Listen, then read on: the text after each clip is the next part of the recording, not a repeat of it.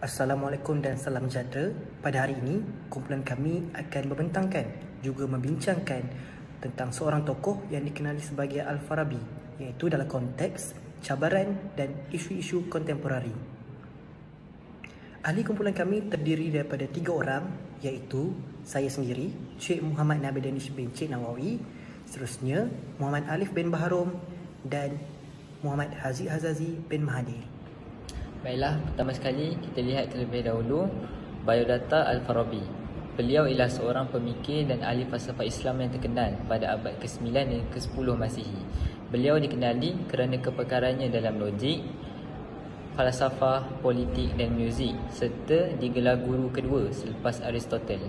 Pemikirannya memberi pengaruh besar kepada perkembangan ilmu dalam dunia Islam dan Barat.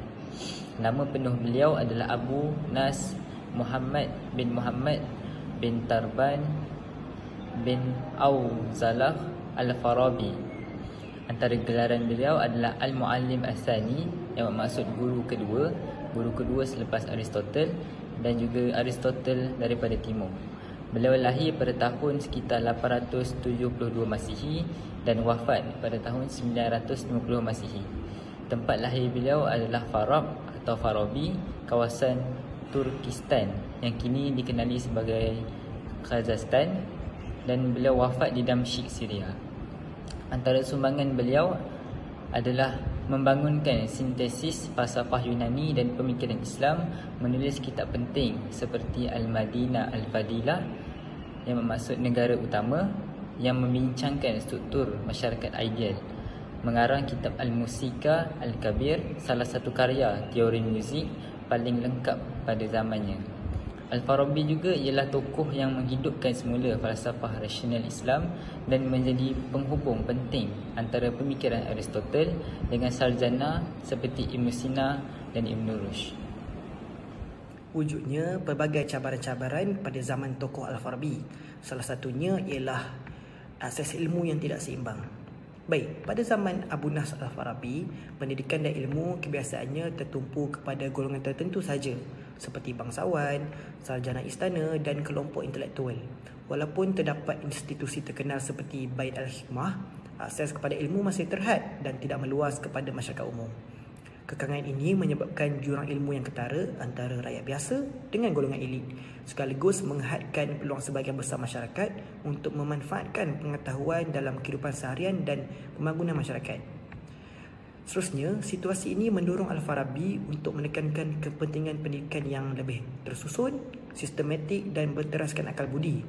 Beliau juga percaya bahawa ilmu ni seharusnya bukan hak eksklusif segelintir individu, tetapi perlu dimanfaatkan secara adil untuk membina masyarakat yang lebih baik, beretika dan seimbang. Pendekatan ini juga menekankan bahawa pendidikan bukan sahaja untuk memperkukuh intelek, tetapi juga untuk membentuk akhlak, moral dan tanggungjawab sosial, juga prinsip yang masih relevan dalam konteks pendidikan kontemporari hari ini. Seterusnya, mari kita lihat isu kontemporari, iaitu isu pada zaman kini. Isu yang diketengahkan pada hari ini ialah ketidaksamarataan akses pendidikan. Baik, jika kita lihat pada hari ini, masih terdapat jurang ketidaksamarataan dalam pendidikan, termasuk dari segi kualiti guru, kemudahan sekolah, peluang pembelajaran tambahan dan akses kepada sumber pendidikan. Isu ini menyebabkan pelajar dari kawasan luar bandar atau lebih-lebih lagi keluarga yang berpendapatan rendah menghadapi cabaran untuk mencapai potensi diri mereka. Boleh kita ambil contoh di negara kita sendiri, iaitu Malaysia. Beberapa sekolah di kawasan pedalaman seperti Sabah dan Sarawak kekurangan guru terlatih dan kemudahan makmal sains. Seterusnya, pelajar di kawasan bandar sering mempunyai akses kepada kelas tambahan, tuition dan program STEM, manakala berbeza dengan pelajar luar bandar yang tidak mempunyai peluang ini. Jika kita lihat laporan oleh KPM, iaitu Kementerian Pendidikan Malaysia, ia menunjukkan perbezaan pencapaian UPSR dan PT3 antara sekolah bandar dan luar bandar masih ketara. Baik, apa yang kita boleh kaitkan dengan zaman tokoh Al-Farabi? Situasi ini mencerminkan cabaran zaman Al-Farabi di mana akses ilmu terbatas kepada golongan elit. Sama seperti beliau menekankan pendidikan untuk seluruh masyarakat, isu kontemporari ini menuntut usaha untuk menutup jurang pendidikan agar peluang untuk belajar ini bersifat lebih inklusif untuk semua tanpa mengira sebarang perbezaan. Baik, seterusnya di sini telah saya senaraikan 3 cadangan penyelesaian bagi isu tersebut. Pertama sekali, pemerkasaan guru di sekolah luar bandar, iaitu dengan memberi latihan berterusan dan insentif kepada guru di kawasan pedalaman untuk memastikan kualiti pengajaran ini setara dengan sekolah di bandar. Kajian menunjukkan bahawa kualiti guru adalah faktor utama yang mempengaruhi pencapaian pelajar di kawasan luar bandar oleh Rahim pada tahun 2024. Seterusnya, peningkatan infrastruktur sekolah. Memastikan semua sekolah mempunyai kemudahan asas seperti makmal, bilik darjah yang kondusif dan perpustakaan. Infrastruktur yang baik dapat membantu pelajar di kawasan pedalaman untuk mendapat peluang pembelajaran yang sama dengan pelajar yang hidup di bandar, iaitu oleh kajian Hassan dan Zainal pada tahun 2023. Dan cadangan yang terakhir ialah program sokongan pelajar berisiko. Baik, di sini menyediakan bimbingan akademik kepada pelajar tersebut, contohnya seperti kelas tambahan dan sokongan moral untuk pelajar dari keluarga yang berpendapatan rendah atau pelajar yang hidup di kawasan luar bandar. Program seperti ini dapat membantu untuk kita rapatkan jurang prestasi pendidikan antara dua kawasan, iaitu kawasan bandar dan kawasan luar bandar. Ini adalah kajian oleh Ahmad et al. Pada tahun 2023. Seterusnya kita lihat pula cabaran kedua pada zaman Al-Farabi. Pada zaman Al-Farabi, iaitu pada abad ke-9 dan ke-10 Masihi, wilayah Islam terutamanya di kawasan Abbasiyah sedang melalui tempoh ketidakstabilan politik dan pergolakan kuasa. Kerajaan Abbasiyah ketika itu, walaupun menjadi pusat ilmu dan kebudayaan Islam, menghadapi juga beberapa masalah utama, antaranya perebutan kuasa di kalangan penguasa. Perebutan kuasa antara Sultan dan Dia Beno menyebabkan ketidakstabilan politik, membuat rakyat hidup dalam ketakutan dan menyukarkan penerimaan masyarakat terhadap idea falsafah yang memerlukan pemikiran rasional dan teratur oleh masyarakat. Masalah yang kedua pula adalah keamanan sosial yang rapuh. Pergolakan politik menyebabkan jenayah, ketidakadilan dan ketidaksamarataan meningkat, sehingga masyarakat tidak dapat menumpukan perhatian kepada ilmu dan akhlak kerana terpaksa fokus kepada kelangsungan hidup. Dan masalah yang terakhir adalah cabaran terhadap konsep kepimpinan ideal. Al-Farabi menekankan dalam Al-Madinah Al-Fadilah bahawa masyarakat hanya makmur di bawah pemimpin yang bijaksana dan adil. Namun pada zamannya, banyak penguasa bertindak demi kepentingan peribadi atau puak. Kekacauan politik ini mendorong beliau merangka teori kepimpinan, etika dan struktur sosial untuk mewujudkan pemerintahan yang adil dan rasional. Seterusnya kita lihat pula isu kontemporari berkaitan dengan politik, iaitu krisis politik dan ketidakstabilan kerajaan. Banyak negara moden mengalami pergolakan politik seperti pertukaran kuasa yang tidak lancar, rasuah dalam pentadbiran dan konflik antara parti politik. Situasi ini menyebabkan rakyat kehilangan keyakinan terhadap institusi kerajaan dan tumpuan masyarakat lebih kepada isu keselamatan dan kelangsungan hidup daripada pembangunan sosial atau pendidikan. Kesan terhadap masyarakat pula adalah pertumbuhan ekonomi terbantut kerana ketidakstabilan politik menyebabkan hilang keyakinan daripada pelabur luar. Ketidakadilan sosial pula akan meningkat apabila digunakan untuk kepentingan tertentu sahaja, dan pembangunan pendidikan dan budaya terganggu kerana sumber kerajaan yang sepatutnya untuk rakyat dan masyarakat dialihkan untuk menyelesaikan konflik politik yang berlaku. Bagi cadangan penyelesaian isu tersebut berdasarkan pemikiran Al-Farabi, yang pertama, memperkasakan kepimpinan berwibawa dan berilmu. Pemimpin perlu menekankan keadilan, ilmu dan akhlak mulia, bukan berdasarkan populariti, serta dilatih dengan dalam kepimpinan dan etika untuk membuat keputusan yang adil. Yang kedua, mewujudkan sistem pemerintahan yang stabil dan telus. Pentadbiran negara perlu kukuh dan telus dengan institusi, perlembagaan dan seimbang supaya kuasa tidak disalahgunakan serta rakyat dapat memantau kerajaan. Dan yang ketiga, meningkatkan pembangunan secara berterusan. Kerajaan perlu memastikan pendidikan dan ilmu terus berkembang melalui pusat pembelajaran dan inisiatif komuniti supaya masyarakat berilmu boleh bersedia menghadapi cabaran walaupun politik tidak stabil. Cabaran zaman Al-Farabi. Cabaran yang seterusnya adalah cabaran sosial dan moral. Pada zaman Al-Farabi, masyarakat Islam menghadapi pelbagai cabaran sosial dan moral yang kompleks.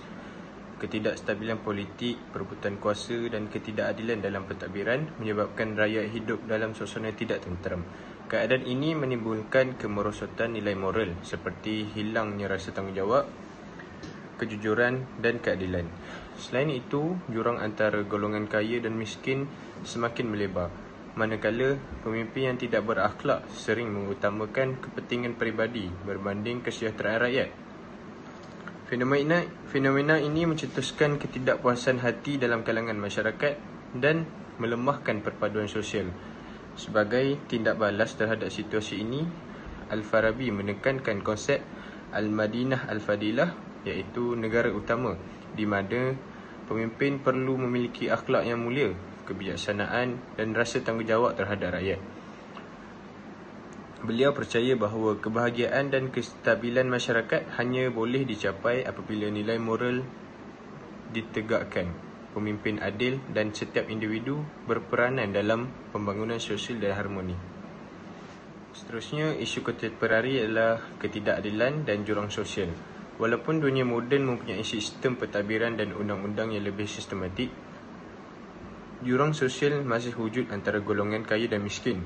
Ketidakadilan berlaku apabila akses kepada peluang pendidikan, pekerjaan dan sumber ekonomi tidak seimbang. Keadaan ini menimbulkan ketidakpuasan hati dalam masyarakat, sama seperti cabaran moral yang dihadapi masyarakat pada zaman Al-Farabi. Contoh di Malaysia, jurang pendidikan antara bandar dan luar bandar masih ketara, di mana pelajar di bandar besar lebih mudah mengakses sekolah berkualiti dan teknologi moden berbanding pelajar di pedalaman seperti Sabah, Sarawak atau Kelantan.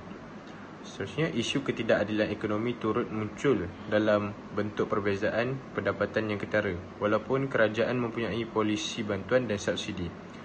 Dan perkaitannya dengan zaman Al-Farabi, zaman Al-Farabi menyaksikan ketidakadilan akibat pemerintahan yang lemah, perebutan kuasa dan pemimpin yang mementingkan diri sendiri.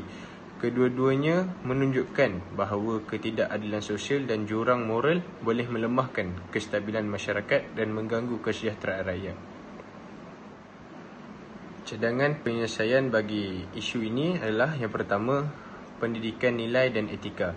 Pendidikan nilai moral dan etika perlu diperkasakan di semua peringkat, daripada sekolah rendah hingga institusi pengajian tinggi, dengan pengajaran tentang tanggungjawab sosial, kejujuran dan empati. Generasi muda dapat membentuk sikap berakhlak yang kukuh, seterusnya menyumbang kepada masyarakat yang harmoni. Cadangan penyelesaian yang kedua, kepimpinan berakhlak dan bertanggungjawab. Pemimpin harus dilatih untuk mengamalkan integriti, keadilan dan kepimpinan berasaskan nilai moral. Kepimpinan yang adil dan berakhlak dapat mengurangkan jurang sosial, menyesuaikan ketidakadilan dan memastikan masyarakat menikmati kesejahteraan serta keamanan sejajar dengan konsep Al-Madinah Al-Fadilah yang diketengahkan oleh Al-Farabi. Dan yang terakhir, kesedaran masyarakat dan penguatkuasaan undang-undang. Selain pendidikan dan kepimpinan, masyarakat perlu diberi kesedaran melalui kempen nilai murni, aktiviti sukarela dan program komuniti. Di samping itu, penguatkuasaan undang-undang yang tegas terhadap amalan rasuah, penyalahgunaan kuasa dan pelanggaran hak rakyat dapat memastikan nilai moral dipertahankan dan ketidakadilan dapat dikurangkan.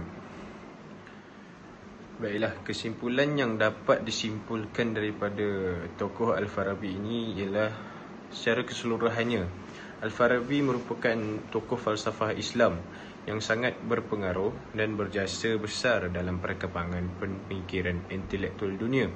Pemikiran falsafah bukan sahaja menjadi jabatan penting antara falsafah Yunani dan pemikiran Islam, malah turut membentuk asas perkembangan falsafah dalam tradisi Timur dan Barat.